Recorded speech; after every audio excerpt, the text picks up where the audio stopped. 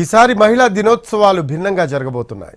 రికార్డులు సృష్టించే దిశగా తెలుగు రాష్ట్రాలతో పాటు గుజరాత్లో సన్నాహాలు జరుగుతున్నాయి. తెలుగు రాష్ట్రాల్లో జరిగే కార్యక్రమాల్లో సీఎంలు పాల్గొంటున్నారు.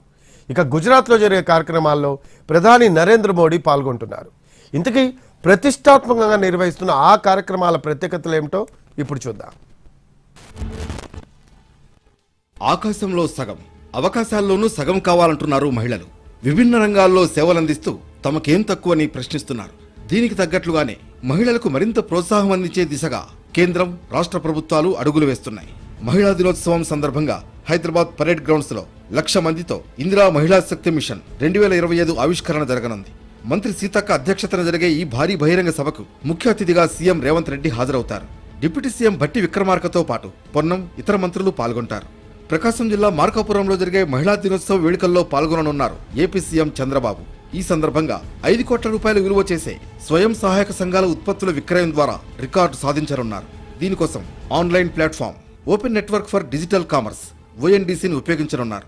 మహిళా దినోత్సవం సందర్భంగా ప్రధాని నరేంద్ర మోడీకి మహిళా అధికారులు, సిబ్బంది మాత్రమే భద్రత కల్పించనున్నారు. దేశంలోనే ఇది తొలిసారి. ఇవాళ గుజరాత్ నౌసారి జిల్లాలోని వన్సీబోర్సీ గ్రామంలో నిర్వహిస్తున్న లఖ్పతి దీదీ సమ్మేళనంలో మోడీ పాల్గొంటారు. సాధారణంగా ప్రధానికి స్పెషల్ ప్రొటెక్షన్ గ్రూప్ భద్రత కల్పిస్తుంది. కానీ ఇవాళ ప్రధాని భద్రతా వ్యవహారాలను పూర్తిగా మహిళలు హ్యాండిల్ చేయనున్నారు. మోడీ హెలికాప్టర్ దిగడం దగ్గర నుంచి కార్యక్రమాలు పూర్తయి తిరిగి వెళ్లే వరకు మహిళా పోలీసులే రక్షణ విధులు నిర్వహిస్తారు. ప్రధాని బందోబస్తు విధుల్లో మహిళా IPS అధికారుల నుంచి కానిస్టేబుల్స్ వరకు పాల్గొంటారు.